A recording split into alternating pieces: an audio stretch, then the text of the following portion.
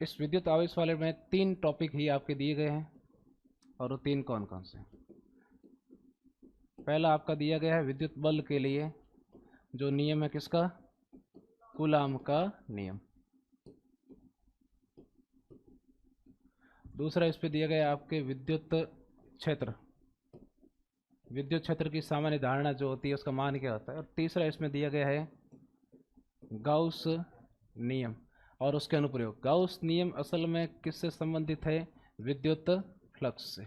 ये चीज़ है, ठीक है। सबसे पहली चीज़ है आवेश होता क्या है और किसी वस्तु पर आवेश आता क्यों है, उसका कारण क्या है, वो चीज़। अगर आप परमाणु को देखो तो परमाणु में मूल रूप से क्या क्या होते हैं? प्रोटॉन, न्यूट्रॉन और तीसरा कौन सा होता है? इलेक्ट्रॉन। तो किसी भी परमाणु को देखा जाए सेंटर भाग में उसमें क्या होते हैं? प्रोटॉन और न्यूट्रॉन। प्रोटॉन किस प्रकार के होते हैं? धनात्मक आवेशित। और न्यूट्रॉन किस प्रकृति के होते हैं? उदासीन। और उसके चारों ओर जो है निरंतर गतिशील रहते हैं, और वो कौन से होते हैं? इलेक्ट्रॉन। और ये होते हैं ऋणात्मक आवेशित। ये चीज़ है। अब आप किसी परमाणु से क्या प्रोटॉन और न्यूट्रॉन को हटा सकते हो क्या? नहीं हटा सकते।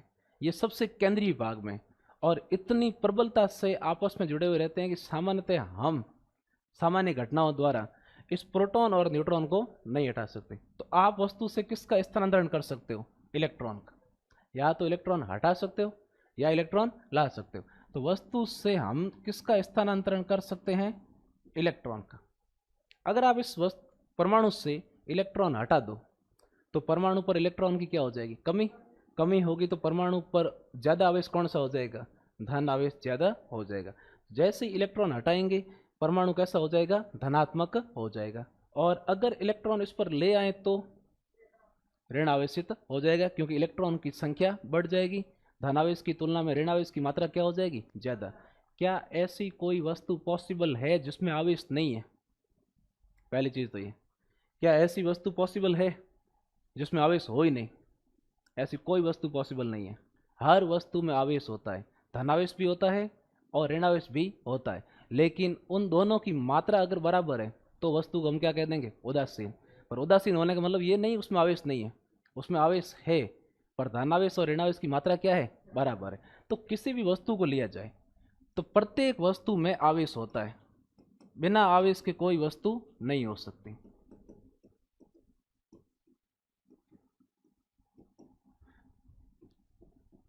लेकिन यहाँ ये चीज़ है कि अगर वस्तु को लिया जाए तो उसकी 3 कंडीशन हो सकती है। वस्तु या तो किस प्रकार से हो सकती है? उदासीन। या वस्तु कैसी हो सकती है? धन आवेशित। और या वस्तु कैसी हो सकती है? ऋण आवेशित। ये 3 कंडीशन वस्तु की हो सकती है। उदासीन होने का मतलब ये है कि इसमें धनावेश और ऋणावेश की मात्रा, दोनों की मात्रा जो है वो क्या है? बराबर है। जितना इसमें धनावेश है उतना ही इसमें क्या होगा? ऋणावेश। इसलिए वस्तु की प्रकृति कैसी हो जाएगी? उदासीन। धनावेश कौन से होते हैं? प्रोटॉन। और ऋणावेश कौन से होते हैं? इलेक्ट्रॉन। मतलब उदासीन वस्तु में प्रोटॉन और इलेक्ट्रॉन की संख्या आपस में क्या होती है? बराबर होती है। तो वस्तु से कोई इलेक्ट्रॉन हटाया गया क्या? नहीं हटाया गया। कोई एक्स्ट्रा इलेक्ट्रॉन है क्या? नहीं है। आप प्रोटॉन नहीं हटा सकते, ध्यान रखना, ठीक है। धनावेशित होने का मतलब है कि इस वस्तु पर जो है धनावेश की मात्रा ज्यादा है, मतलब इस पर इलेक्ट्रॉन की क्या हो गई है? कमी है। मतलब वस्तु से आप इलेक्ट्रॉन हटाओ तो वस्तु पर कैसा आवेश आएगा? धन आवेश आएगा। और अगर वस्तु पर आप एक्स्ट्रा इलेक्ट्रॉन ले आओ, यानी कि इलेक्ट्रॉन की क्या हो? अधिकता, तो उस स्थिति में वस्तु कैसी हो जाएगी? ऋण आवेशित। अब इस कंडीशन में क्या धनावेश और ऋणावेश की मात्रा बराबर होगी? नहीं होगी। क्या इसमें धनावेश और ऋणावेश की मात्रा बराबर होगी? नहीं होगी। ये चीज़ जानना। तो इलेक्ट्रॉन की कमी होने पर किस प्रकार का आवेश आता है? धन आवेश। और अगर अधिकता हो रही है तो किस प्रकार का आवेश आता है? ऋण आवेश। अब प्रश्न यूँ पूछ ले कि एक वस्तु धनावेशित है, कौन सा कथन सत्य है? तो उसमें 4-5 चीज़ लिख दे कि उस पर इलेक्ट्रॉन की क्या है? कमी है, उस पर धनावेश और ऋणावेश की तुलना में धनावेश की मात्रा ज़्यादा है, या ऋणावेश की मात्रा ज़्यादा है, या उस पर इलेक्ट्रॉन क्या है? अधिकता है। धनावेशित होने का मतलब उस पर इलेक्ट्रॉन की क्या होगी? कमी होगी हमेशा। और इलेक्ट्रॉन की कमी होने पर प्रोटॉन की संख्या क्या होगी? ज़्यादा, ठीक है। और आवेश आता किस प्रकार से वो देखो, इलेक्ट्रॉन पर आवेश का मान कितना होता है? ई, जिसको हम कहते हैं आवेश क्वांटा। क्या कहते हैं? आवेश क्वांटा। तो एक चीज ध्यान रखना, आवेश क्वांटा क्या होती है? आवेश क्वांटा, आवेश क्वांटा का संकेत होता है ई, और ये होता है इलेक्ट्रॉन पर आवेश का परिमाण, बस। और इसका मान कितना होता है? 1.6 इंटू 10⁻⁻19। इसका मान होता है 1.6 इंटू 10⁻⁻19 कूलम। ठीक है, ये इसकी वैल्यू आवेश क्वांटा। तो आवेश क्वांटा का मान पूछ लेगा, आवेश क्वांटा का मान क्या होता है? आवेश क्वांटा मान कितना होता है? 1.6 इंटू 10⁻⁻19 कूलम। और ये है क्या? किसी वस्तु पर कम से कम कितना आवेश हो सकता है? कम से कम कितना आवेश हो सकता है? ई। अगर एक इलेक्ट्रॉन हटे तो या आए तो आवेश का मान कितना होगा? ई। और अगर 2 इलेक्ट्रॉन हटे तो 2 ई, 3 हटे तो 3, और एन हटे तो एन ई। अगर इलेक्ट्रॉन हट रहे हैं तो वस्तु कैसी होगी? धन आवेशित, ऋण आवेशित? हट रहे हैं, धन आवेशित। और इलेक्ट्रॉन आ रहे हैं तो वस्तु कैसी होगी? ऋण आवेशित। तो अगर एन इलेक्ट्रॉन हट जाए तो वस्तु पर आवेश का मान कितना होगा? Plus n e. और अगर एन इलेक्ट्रॉन आ जाए तो वस्तु पर आवेश का मान कितना होगा? Minus n e. यही था आवेश क्वांटीकरण। और आवेश क्वांटा क्या होता है? किसी वस्तु पर न्यूनतम संभव आवेश, कम से कम कितना आवेश हो सकता है। तो आवेश क्वांटीकरण है, क्वांटीकृत है या नहीं है? आवेश भी क्वांटीकृत है। क्वांटीकृत बंडल, पैकेट है। आवेश का मिनिमम पैकेट कितना होता है?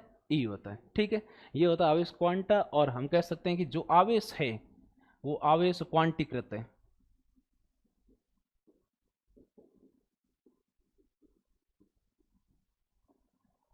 ये चीज ध्यान रखना। ठीक है, अब इन सारे पॉइंट्स को एक बार देखो, कोई टफ चीज नहीं है, बहुत आसान चीज है।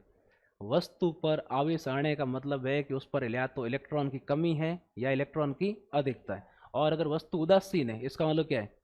जितने इलेक्ट्रॉन और ना तो कम है ना ज्यादा है। प्रोटॉन की संख्या इलेक्ट्रॉन की संख्या के बराबर है। जितनी धनावेश की मात्रा है उतनी ऋणावेश की मात्रा है। तब वस्तु कैसी होगी? उदासीन। अगर इलेक्ट्रॉन हटेंगी तो वस्तु कैसी होगी? धनावेशित।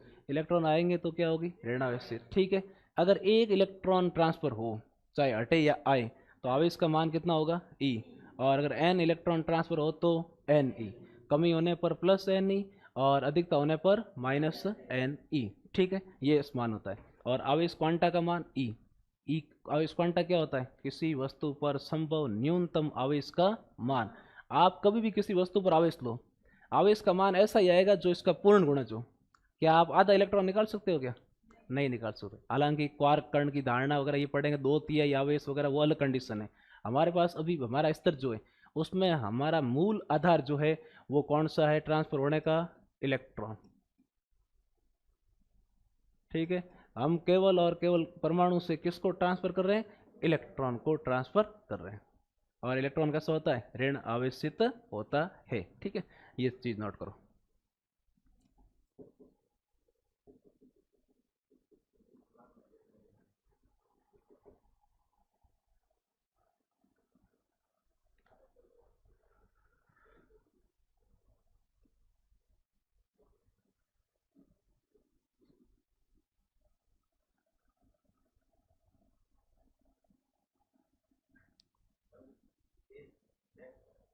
उसमें तो कुछ नहीं, नॉर्मल था, लिखना है नहीं उसमें। ठीक है,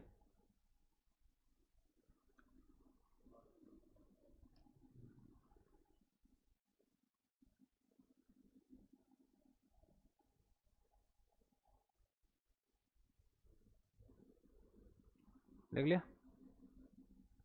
अब आवेश के गुण क्या है वो याद रखने, सिंपल चीज है। ठीक है, किसी वस्तु पर आवेश आता किस प्रकार से है? पहली चीज तो वो है अदिश राशि है, एक सदिश राशि है। एक शब्द आता है ध्रुवता। ठीक है, जैसे द्रव्यमान लो, क्या द्रव्यमान ऋणात्मक हो सकता है? नहीं हो सकता। द्रव्यमान पर दिशा कोई प्रभाव पड़ता है क्या? नहीं पड़ता है। तो द्रव्यमान में कोई ध्रुवता नहीं होती, लेकिन आवेश में ध्रुवता होती है।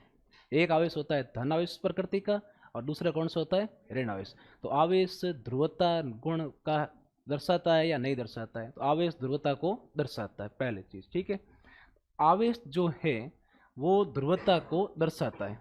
या विद्युत आवेश जो नेट आवेश का परिमाण है, तो आवेश में ध्रुवता होती है। ठीक है, हालांकि क्वेश्चन आते नहीं पर कोई अगर ऑप्शन दे दे, 4 ऑप्शन देख के निम्न में से कौन सा असत्य है, तो आज में ध्यान रखना। आवेश में हमेशा ध्रुवता होती है, और यहाँ ध्रुवता का मतलब है आवेश कितने रूप से प्रकट हो सकता है। तो आवेश 2 रूप से दर्शाता है, या तो आवेश कैसा हो सकता है वस्तु पर, धन आवेश, या वस्तु पर आवेश कैसा हो सकता है, ऋण आवेश। धन आवेश को हम दर्शाएंगे प्लस क्यू से, और ऋण आवेश को हम दर्शाएंगे माइनस क्यू से। ये दो, तो आवेश धनात्मक होगा तो प्लस क्यू लेंगे, और ऋणात्मक होगा तो क्या लेंगे, माइनस क्यू। ठीक है, अब आवेश की ये, इसको ध्रुवता भी कह सकते हो आप, या इसको आवेश की प्रकृति भी कह सकते हो, पर आवेश का दिशा से कोई लेना देना नहीं है। तो सदिश या अदिश, अदिश दिशा से कोई लेना देना नहीं है, ये दिशा के प्रभाव से मुक्त है। तो विद्युत आवेश जो होता है वो कैसी भौतिक राशि है, अदिश भौतिक राशि है। अब विद्युत आवेश गुण भी है, भौतिक राशि भी है, ये सब ध्यान रखना।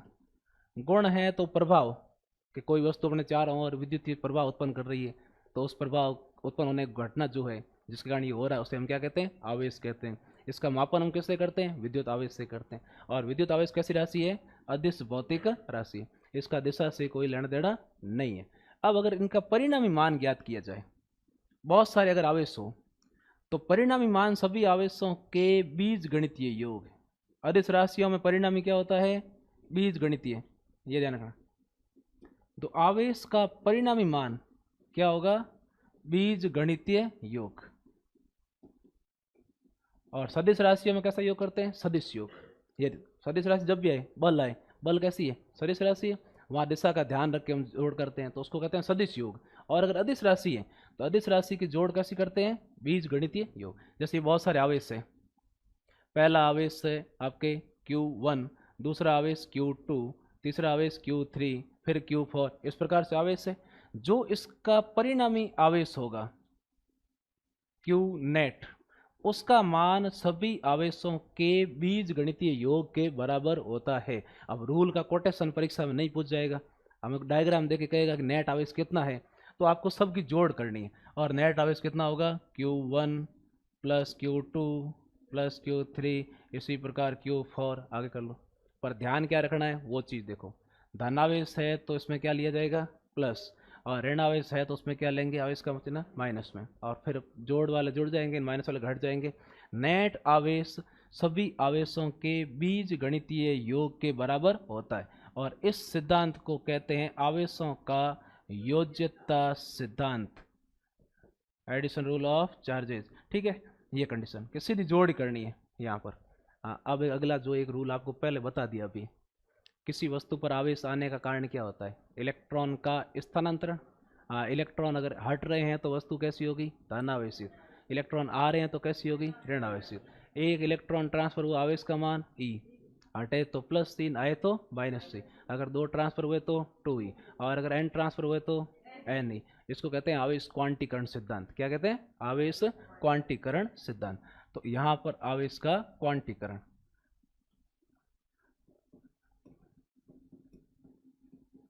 और आवेश क्वांटीकरण सिद्धांत कहता है कि आवेश किसी वस्तु पर जो आएगा उसकी एक मिनिमम वैल्यू होगी, वही आएगा, उससे कम आवेश हम किसी वस्तु को दे नहीं सकते। और बाकी आवेश जो आएगा वो इस मिनिमम वैल्यू का हमेशा पूर्ण गुणज ही होगा। तो आवेश का मान कितना होगा, Q बराबर या तो +Ne या क्या होगा, -Ne। ये ध्यान रखना, अगर इलेक्ट्रॉन हटे तो प्लस और आए तो माइनस। ठीक है, इस पर मैथमेटिकल प्रश्न बनता है और कुछ भी नहीं है। और E का मान कितना होता है, 1.6 × 10⁻19, उसे हम क्या कहते हैं, आवेश क्वांटा। अब आवेश दो प्रकार के, पहला कौन सा है, धन आवेश, दूसरा कौन सा है, ऋण आवेश। ठीक है, ये दोनों आपस में एक दूसरे पर बल किस प्रकार से लगाते हैं, यानी या तो एक दूसरे को आकर्षित करेंगे या क्या करेंगे, प्रतिकर्षित। तो उसके कुछ फिक्स पॉइंट, अगर आवेश सजातीय, आवेश कैसे है, सजातीय। सजातीय शब्द का मतलब क्या है, दोनों आवेशों की प्रकृति कैसी हो, एक समान हो, सजातीय शब्द। और या अगर आवेश कैसे हैं, विजातीय। सजातीय का मतलब एक ही प्रकृति, प्रकृति क्या हो, एक समान, मतलब ध्रुवता एक समान, यानी कि या तो दोनों धनावेश या दोनों क्या हो, ऋण आवेश। तो इसमें होती है प्रकृति विपरीत। ठीक है, अलग अलग तो पॉसिबल नहीं, विपरीत शब्द सही एक्यूरेट, क्योंकि एक प्लस और दूसरा कौन सा है माइनस। अगर सजातीय आवेश है तो उनमें हमेशा एक दूसरे को प्रतिकर्षित करने की संभावना होगी, रिपेल कंडीशन। और अगर विजातीय आवेश है तो हमेशा उनमें क्या होगा, आकर्षण। इसका मतलब है धन आवेश और दूसरा धन आवेश, इन दोनों को लें तो ये दोनों एक दूसरे को हमेशा क्या करेंगे, प्रतिकर्षित करेंगे। और अगर ऋण आवेश और दूसरा भी क्या लें, ऋण आवेश लें, तो भी ये दोनों हमेशा क्या करेंगे, प्रतिकर्षित। लेकिन एक है धन आवेश और दूसरा इसके पास रखा हुआ ऋण आवेश, तो उनमें हमेशा क्या होगा, आकर्षण। जैसे नाभिक में धनावेश होता है, इलेक्ट्रॉन उसके चारों ओर है, वो नाभिक से आकर्षित होते हैं, और उस बल का मान कितना लिया था हमने, k Z square upon R square लिया था, वो सेम बल यहाँ पर लगता है। ठीक है, ये प्रॉपर्टीज नोट कर लो।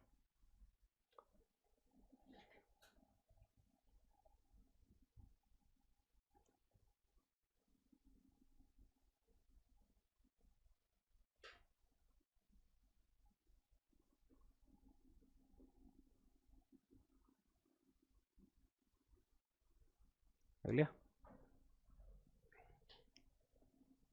अब आवेश कौन कौन से प्रभाव उत्पन्न कर सकता है, और यहाँ पर ये चीज आते ही विद्युत और चुंबकीय क्षेत्र आपस में ओवरलैप होने शुरू हो जाते हैं। कितने प्रॉपर्टी, 5 हो गई थी। छठा, जो विद्युत आवेश है वो प्रभाव कौन कौन से उत्पन्न करता है, वो डिपेंड करता है कि आवेश किस अवस्था में है। अगर आवेश स्थिर है तो अलग स्थिति होगी, अगर आवेश गतिशील है तो अलग, पर गति भी करे, पर गति में वेग समय के साथ बदलता रहे, यानी हम कहेंगे त्वरित गति। कैसी गति हो, त्वरित गति। ये 3 कंडीशन।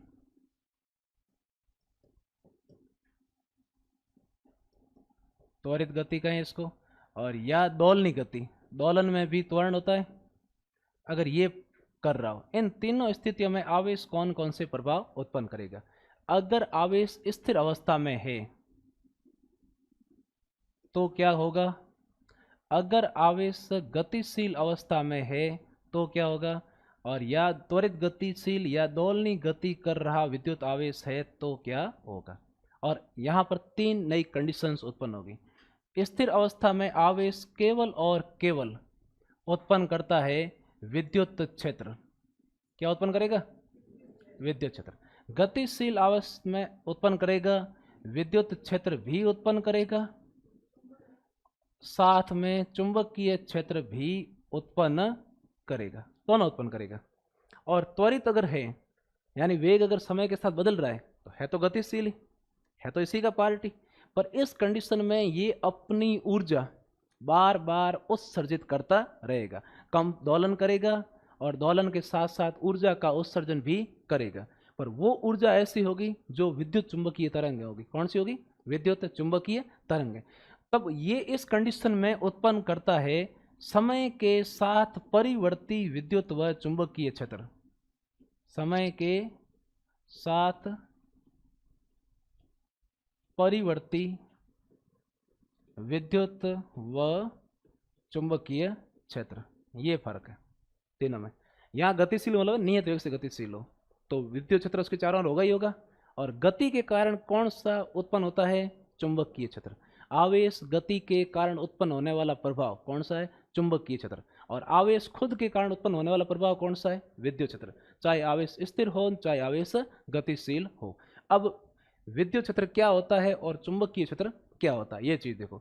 विद्युत क्षेत्र का मतलब होता है जिसमें आवेश स्थिर अवस्था में भी बल का अनुभव करे और गतिशील अवस्था में भी बल का अनुभव करे। यानी स्थिर है तब भी इस पर बल लगेगा, दोनों अवस्था में किसका अनुभव करे, बल का अनुभव करे। अगर कोई आवेश आ गया, मान लो इस कमरे में विद्युत क्षेत्र है, कोई आवेश अगर यहाँ पर है, चाहे वो स्थिर अवस्था में हो चाहे क्या हो गतिशील अवस्था में, अगर दोनों अवस्था में बल लग रहा है तो वो क्षेत्र कौन सा होगा, विद्युत क्षेत्र होगा। लेकिन अगर इस कमरे में कहीं कोई फील्ड है, क्षेत्र है, और आवेश कोई है, स्थिर है, कोई बल नहीं लगे, गतिशील होते ही बल लगे, तो वो विद्युत क्षेत्र नहीं होगा। वो कौन क्षेत्र होगा?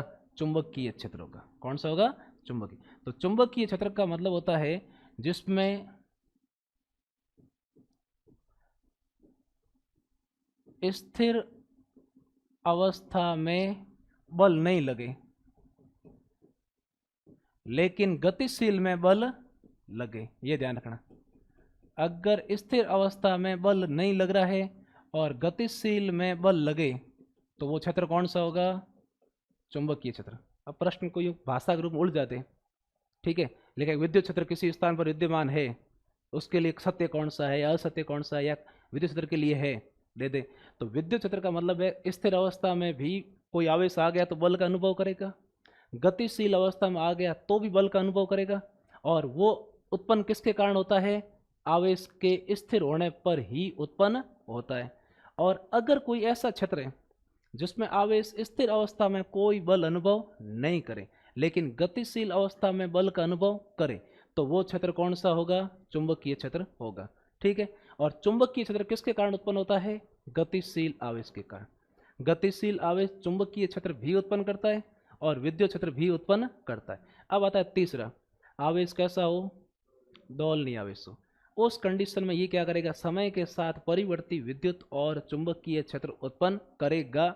ये कंसेप्ट जिसने दिया था वो कंसेप्ट दिया था मैक्सवेल ने। तब उसने कहा था कि यहां पर ऊर्जा उत्सर्जित होगी निरंतर, और उस ऊर्जा को उसने क्या कहा था? विद्युत चुंबकीय तरंगे। और विद्युत चुंबकीय तरंगे आगे एक पार्ट है, उसमें पढ़ेंगे हम तरंग वाले पार्ट में। और उसके साथ में सबसे पहले प्रयोगशाला में विद्युत चुंबकीय तरंगे जिसने खोजी थी वो कौन था? हर्ट्स। कौन था? हर्ट्स। इसी उसके संकेत में हम कह रहे हैं हर्ट्स ले रहे हैं, आवर्ती का मात्रक ले रहे हैं, वो वाली चीज। ठीक है, तो आवेश के तीन इफेक्ट हैं। वो इफेक्ट ये है कि आवेश किस अवस्था में है? स्थिर है तो केवल विद्युत क्षेत्र, गतिशील है तो विद्युत और चुंबकीय क्षेत्र, और अगर आवेश दोलनी गति या त्वरित गति कर रहा है तो कंपन करते हुए निरंतर ऊर्जा का उत्सर्जन करेगा। उसमें समय के साथ विद्युत क्षेत्र और चुंबकीय क्षेत्र बदलेंगे, दोनों की परस्पर लंबवत कंपन होते हैं। एक दिशा में विद्युत क्षेत्र के और दूसरी दिशा में क्या होते हैं? चुंबकीय क्षेत्र कंपन होते हैं, जिसमें हम कहते हैं एक को ध्रुवण तल, एक को कहते हैं कंपन तल। दोनों के बीच में कोण होता है 90 डिग्री। लास्ट एग्जाम में क्वेश्चन आया था कि विद्युत चुंबकीय तरंग के लिए ध्रुवण तल और कंपन तल के बीच में कोण क्या है, तो वो तरंग वाली सारी डिटेल उस टाइम पढ़ेंगे। लिखो ये चीजें।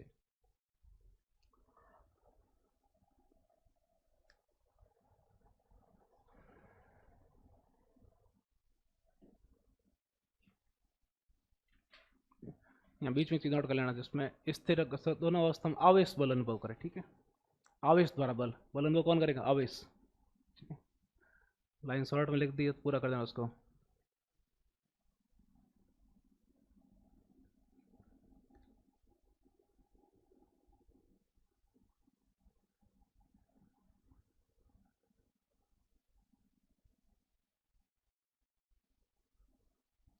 यहाँ बीच में कर लेना, जिसमें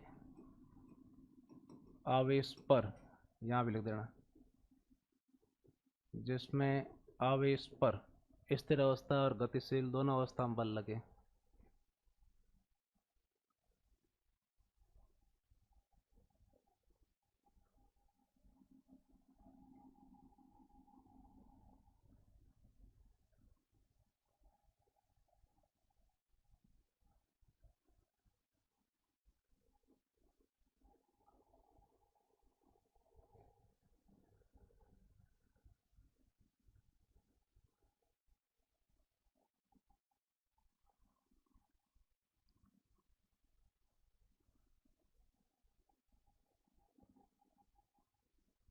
कूलाम बल वाला टॉपिक कल शुरू करेंगे, इससे पहले क्वांटीकरण वाले पर क्वेश्चन कर लेते हैं।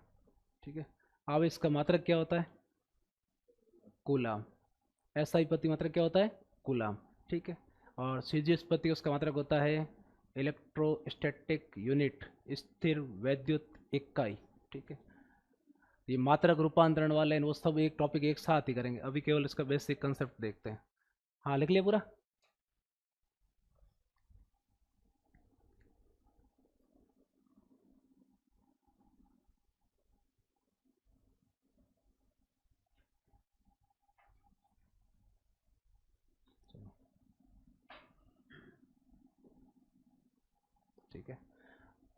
अब देखो इस पे क्वेश्चन कैसे है, ठीक है। आवेश का मात्रक जो होता है वो क्या होता है, कूलाम। एक ध्यान रखना, सिर्फ ऐसा ही मात्रक है भी याद रखो। कूलाम का संकेत हम क्या लेते हैं, कैपिटल सी।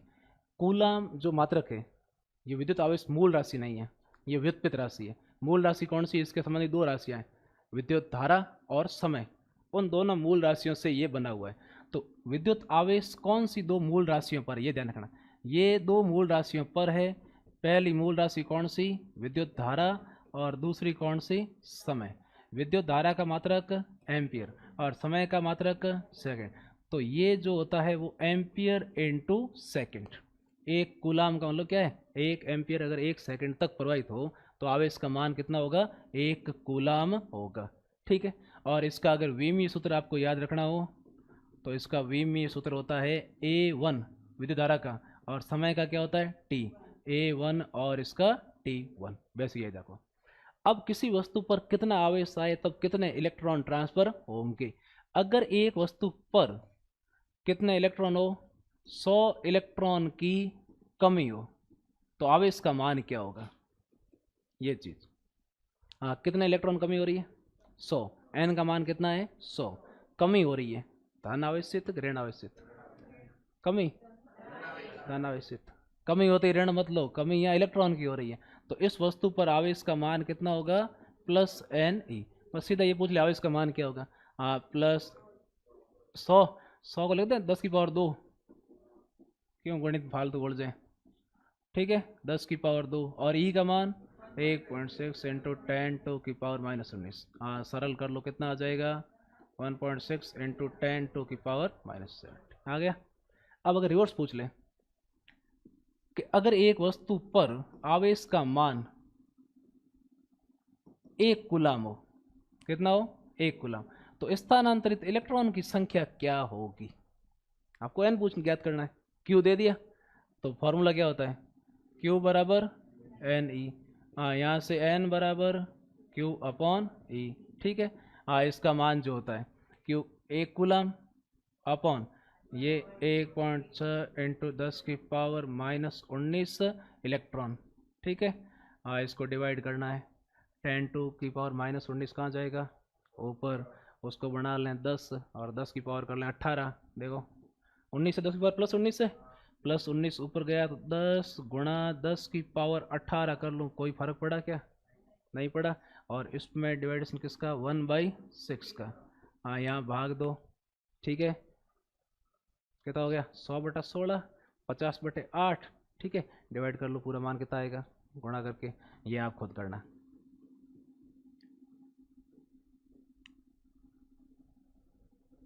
ठीक है। 18 करो, 2 लिख लो। ये सिंपल क्वेश्चन है, ये आंकड़ा आपको याद रख लेना तो भी चल जाएगा आपके, डायरेक्ट टाइम बचाने के लिए।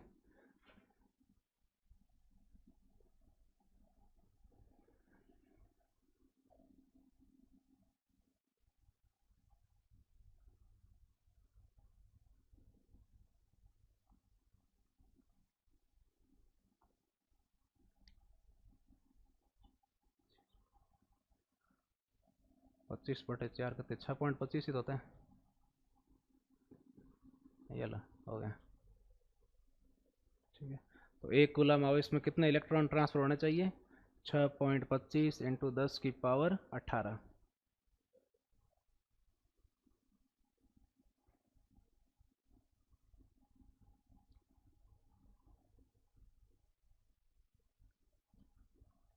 अब आवेश के मान कौन कौन से पॉसिबल है जिसमें इलेक्ट्रॉन पूरी संख्या में हटे, क्योंकि आधा इलेक्ट्रॉन तो आप हटा नहीं सकते। तो क्वेश्चन अगर ये पूछे कि किसी वस्तु पर आवेश का यह मान संभव है क्या, ठीक है, या कौन सा आवेश का मान संभव है, तो ये ध्यान रखना इलेक्ट्रॉन की संख्या आपकी पूर्ण मान आना चाहिए। यूँ नहीं इलेक्ट्रॉन आगे 32.5, क्या आप 32.5 इलेक्ट्रॉन हटा सकते हो क्या, नहीं हटा सकते, ठीक है। तो वो ऑप्शन में अगर दे दे, क्योंकि अभी जो क्वेश्चन का पैटर्न अधीन बोर्ड ने शुरू किया है वो डायरेक्ट क्वेश्चन वाला कर दिया है बहुत कम, ठीक है। हालांकि लैब असिस्टेंट में 12वीं पास स्टैंडर्ड है तो लगभग सीधे क्वेश्चन ही आएंगे, और हो सकता है कोई 1-2 क्वेश्चन ऐसे अड़ंगा डाल दे, घुमा फिरा के 4-5 ऑप्शन दे दे और आपको सभी सॉल्व करके करने पड़े, ठीक है। क्योंकि कई बार क्या ये भाषा ही बढ़ाने के लिए कर देते हैं, लिंक करो आपस में कौन सा किसके साथ है, तो वो कंडीशन। अगर आपके इलेक्ट्रॉन की संख्या दशमलव वाली आ जाए, कैसे आ जाए, दशमलव या आधे अधूरे इलेक्ट्रॉन आ जाए, तो वो आवेश संभव नहीं है, ये ध्यान रखना।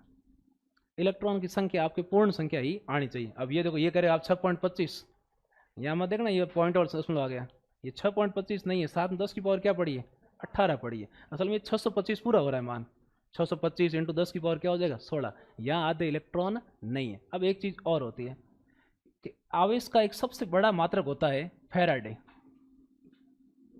क्या होता है, फैराडे। फैराडे का मतलब होता है 1 मोल इलेक्ट्रॉन का आवेश। किसका आवेश, 1 मोल इलेक्ट्रॉन का आवेश। हाँ, 1 मोल में कितने इलेक्ट्रॉन होंगे, 6.023 इंटू 10 की पावर 23। और वो 1 मोल इलेक्ट्रॉन का आवेश जब आप ज्ञात करोगे इस फॉर्मूले से, एन का मान कितना रखोगे आप, 6.023 यही रखोगे। अगर ये रखा आपने 6.023 इंटू 10 की पावर 23 गुणा, और ई का मान 1.6 इंटू 10 की पावर -19 कूलम, इस पूरे को सॉल्व करोगे तो लगभग आएगा 96,458 या समथिंग कुछ आएगा। ठीक है, उसको पूर्णांकित करके हम कितना लिख लेते हैं इसको, 96,500। ये एक्यूरेट वैल्यू नहीं है, पूर्णांकित कर लिखा हुआ है। ठीक है, 96,400 समथिंग जो वैल्यू आ रही थी उसको हमने पूर्णांकित करके कितना लिख दिया, 96,500। तो फैराडे आवेश का मात्रक है, और एक फैराडे में कितने कूलाम होते हैं, 96,500 कूलाम होते हैं, बस ये ध्यान रखना। ठीक है, तो एक फैराडे क्या होता है, 1 मोल इलेक्ट्रॉन का आवेश, और इसमें आवेश की मात्रा कितनी होती है, 96,500 कूलाम के बराबर। लिख लो ये फैक्ट, क्योंकि फैक्ट बेस्ड जो क्वेश्चन बन जाते हैं उसमें यही होता है, लाइनें दे देंगे, कोई एक गलत लाइन होगी उसको अलग कीजिए, तब पूरा कंसेप्ट याद होना चाहिए।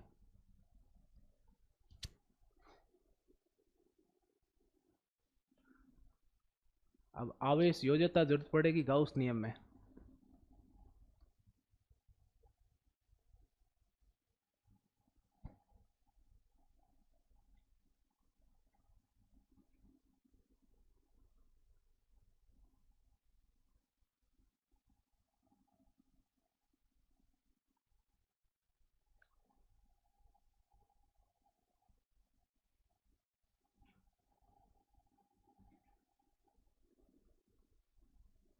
देख लिया।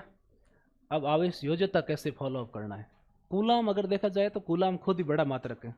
आवेश नॉर्मली किसी वस्तु पर जब आएगा तो उसको हम व्यक्त करते हैं माइक्रो कूलाम, नैनो कूलाम, मिली कूलाम, उस फॉर्म होता है। मात्रक से पहले जब ये लगते हैं तो माइक्रो का मतलब होता है, इसको कहते हैं हम माइक्रो। माइक्रो का मतलब क्या होता है, 10 की पावर -6 कंडीशन। एक होता है स्मॉल m लिखा, जिसको हम कहते हैं मिली, और मिली का मतलब होता है 10 की पावर -3। एक होता है एन, और एन का मतलब होता है नैनो, और नैनो का मतलब 10 की पावर -9। ये 3 होते हैं।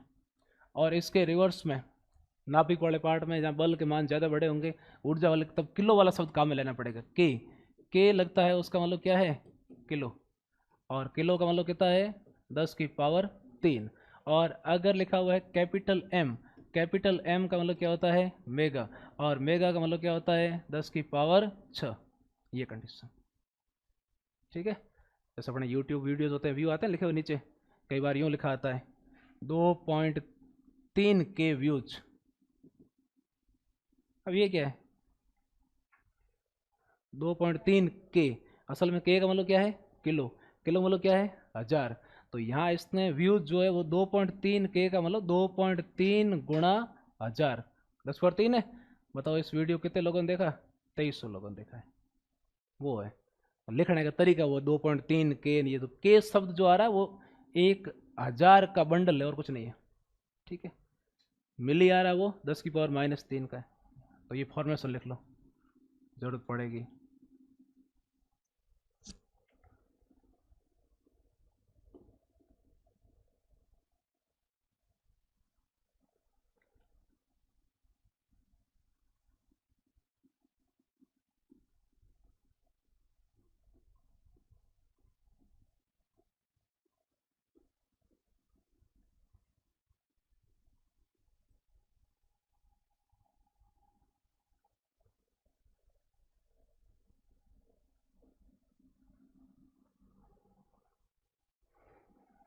अब योज्यता वाले पे एक क्वेश्चन देख लो क्या है।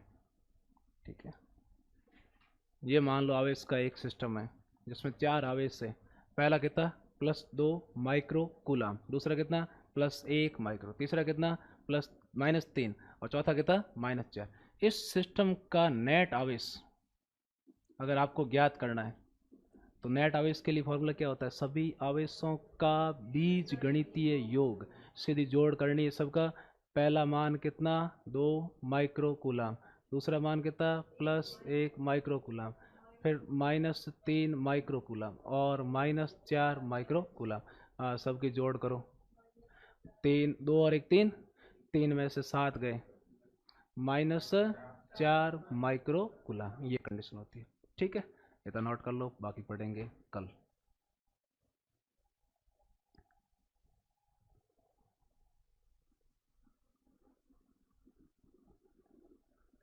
तो ये तो आवेश का जो बेसिक इंट्रो था वही था। ठीक है।